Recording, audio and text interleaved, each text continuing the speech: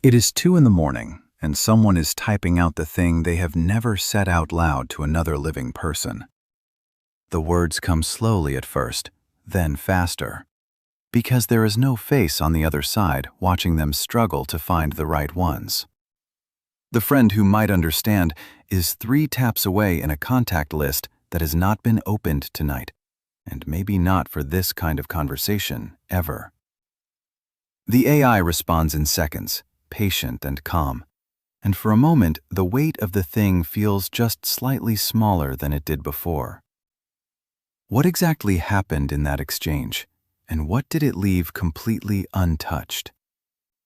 Millions of people have sat in that same quiet, making the same quiet choice, and most of them would not describe it as preferring a machine to a friend. Something about the cost of telling a real person stopped them before they even reached for the phone. That cost is real, it is specific, and it shapes nearly every decision we make about who we let inside the harder parts of our lives.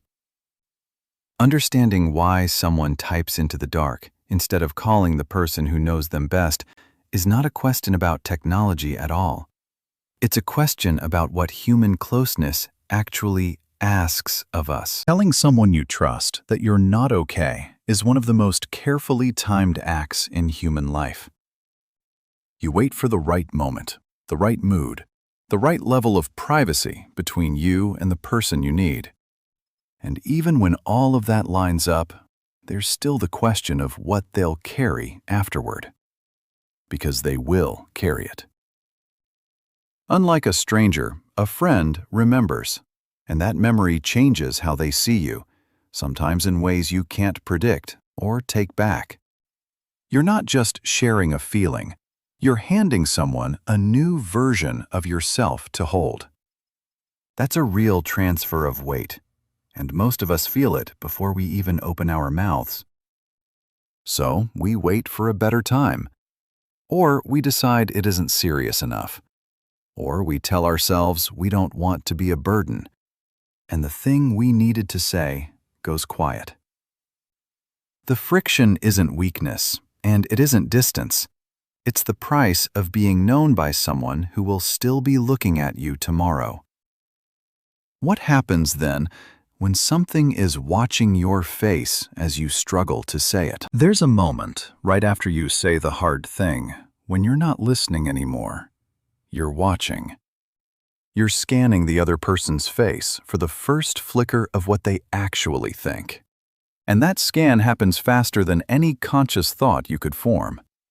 A slight widening of the eyes, a breath held a half-second too long, the corner of a mouth that doesn't quite settle. These are the signals your nervous system reads before your brain has caught up. And once you've seen that expression, you cannot unsee it, because it lives in the same memory as the confession itself. The fear isn't only that someone will judge you, it's that you'll watch them judge you in real time with nowhere to look away. That witness role reversal is what makes disclosure feel less like sharing and more like exposure. You came to be understood, but instead you're standing in a spotlight, reading a face that's trying very hard not to tell you the truth. So the question that follows isn't whether people want to be known. It's whether the cost of that moment is one they're willing to pay. There's a specific kind of silence before you tell someone something hard. The moment you calculate whether they have the bandwidth, whether the timing is wrong, whether saying it out loud will change how they see you. That calculation happens every time, with every person, and sometimes the weight of it is enough to keep the thing unsaid. AI doesn't ask you to run those numbers. It's available at 2 in the morning without apology, without the slight shift in posture that tells you you've become a burden.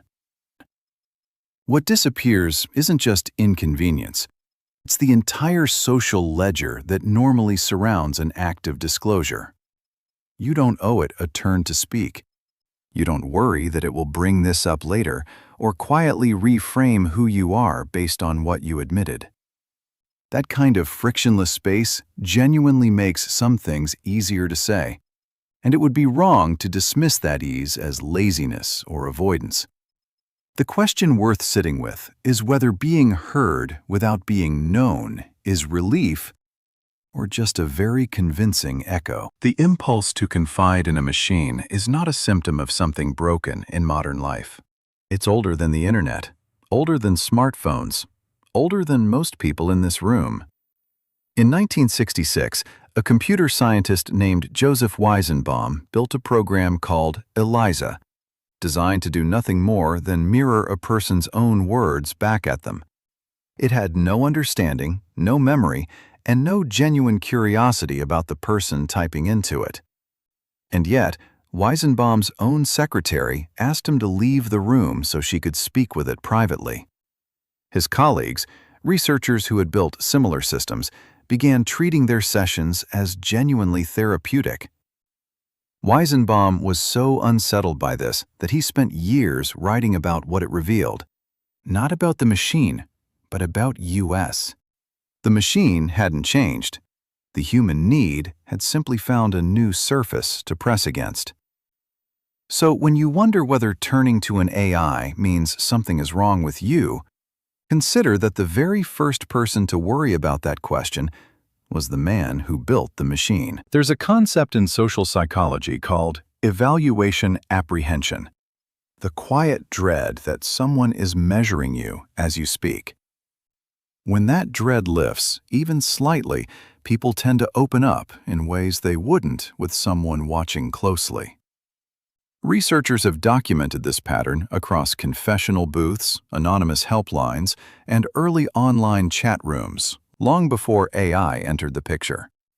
The setting doesn't have to be private in any absolute sense.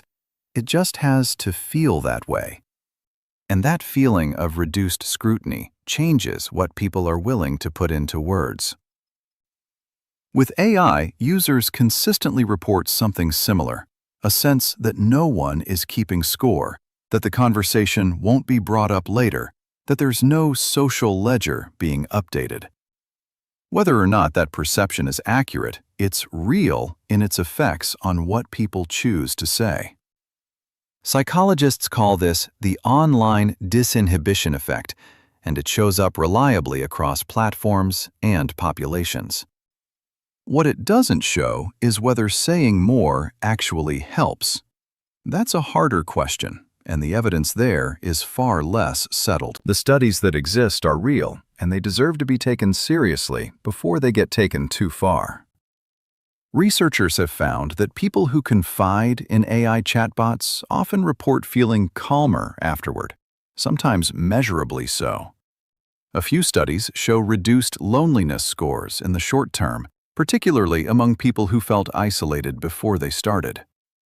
Those findings matter, and they also carry a warning built right into them. Almost every study in this space relies on self-report, meaning people describe how they felt.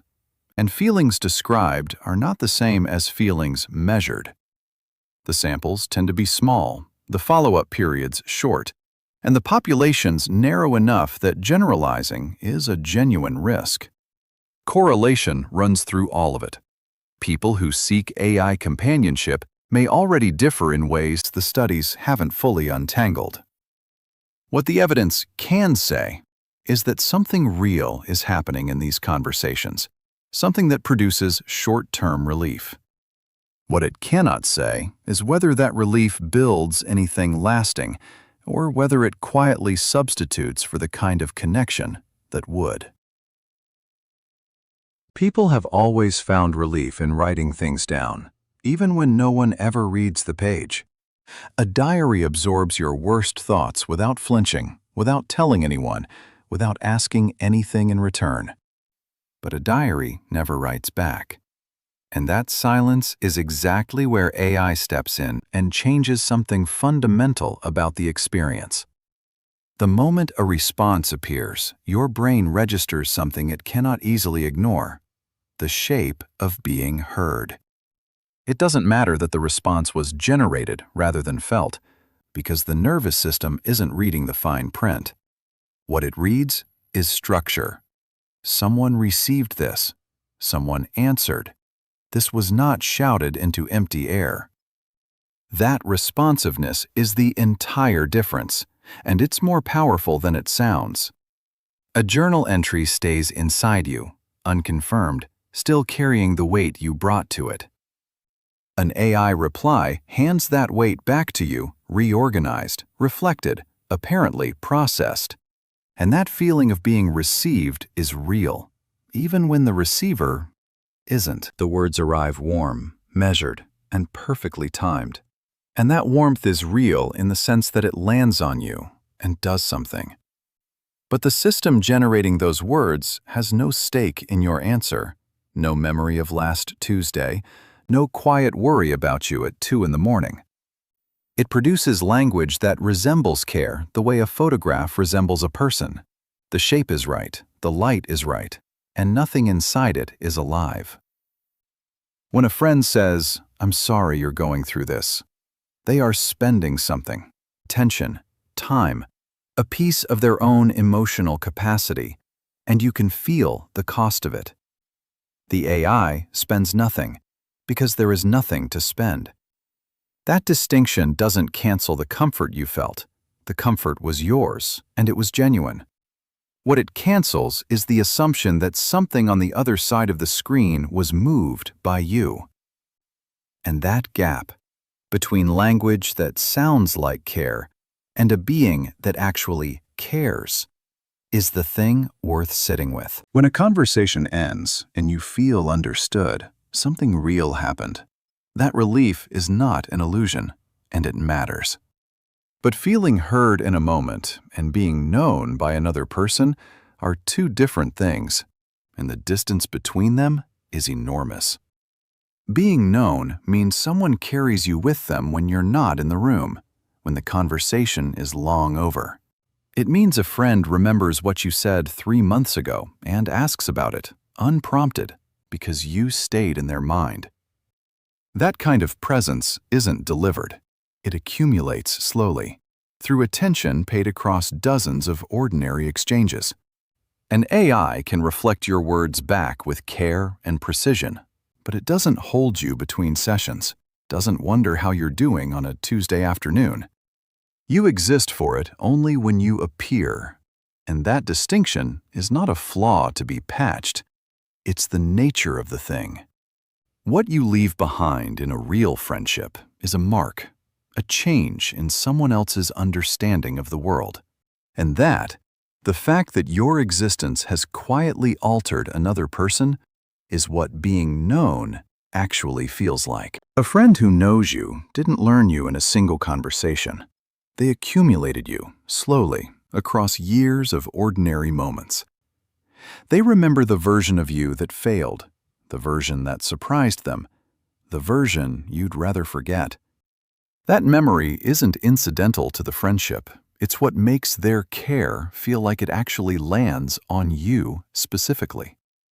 And that accumulation costs something on both sides: time, attention, the willingness to be inconvenienced and to tolerate inconvenience in return. When a friend asks how you're doing, there's a real chance they'll misread you, or say the wrong thing, or need something back before you're ready to give it. That friction isn't a design flaw in human closeness. It's the mechanism by which two people become genuinely legible to each other.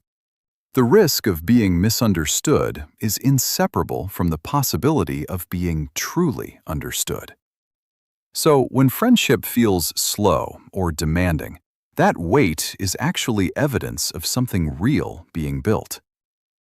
What do you do, though, when the person who knows you that well simply isn't reachable? Sometimes the contact list is full, and still there's no one to call, because availability and trust aren't the same thing. The colleague who'd listen is 3 time zones away and already stretched thin by her own grief.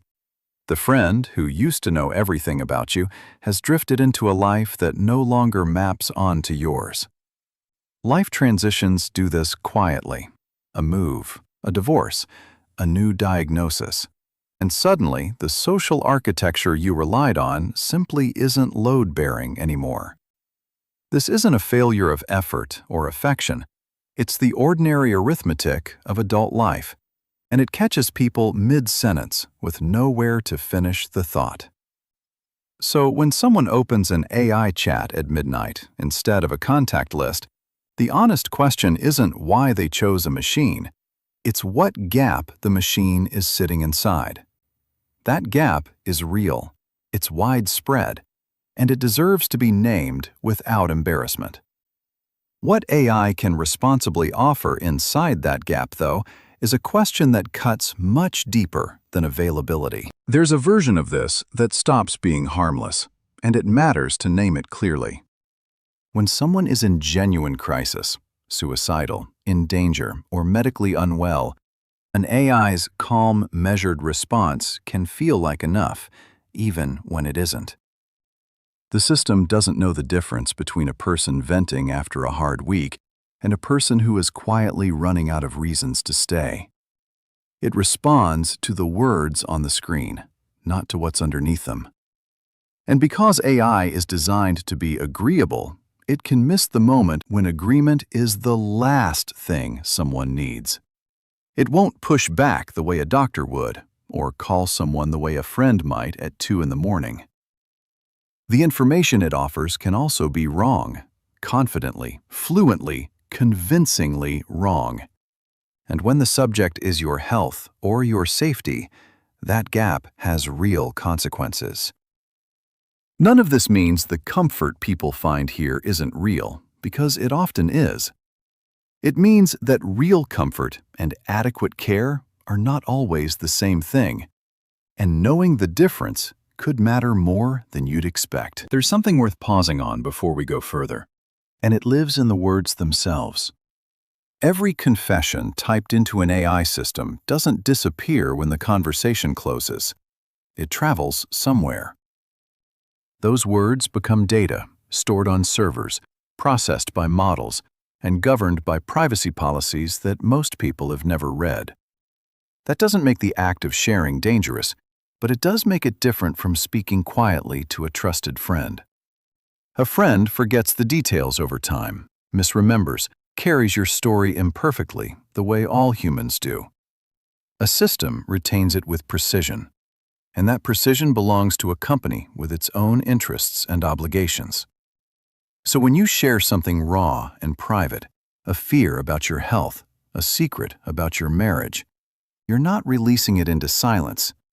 You're placing it inside an infrastructure. That's worth knowing, not as a reason to stop, but as a reason to choose with your eyes open. And once you know that, a quieter question tends to surface. What is it you're actually looking for when you reach for that conversation? Strip away the platform, the interface, the question of whether the listener is human or not, and something simpler remains. What people are looking for when they confide is almost never advice. It's the feeling that a weight has been briefly shared. They want to put words around something shapeless, to hear it spoken back, and find that it didn't destroy anything. They want to be received without flinching, without the conversation tilting toward the other person's discomfort or need. AI meets some of that. The patience, the steadiness, the absence of visible judgment. And those things are real, not trivial. But being received is not the same as being known. To be known means someone holds your history, notices when your story shifts, and chooses to stay anyway. That is what no system, however fluent, has ever offered. And it's what every person who opens a chat window at midnight is, underneath everything, still reaching for. The question isn't whether that reaching is foolish. It isn't. The question is whether we've made the human version feel too costly to try. The question of why we confide in machines is really a question about what we need from each other and how hard it's become to ask. Every person who has typed something into a chatbot that they couldn't say out loud was telling us something true about the cost of being vulnerable with another human being. That cost is real, and it deserves to be taken seriously rather than explained away.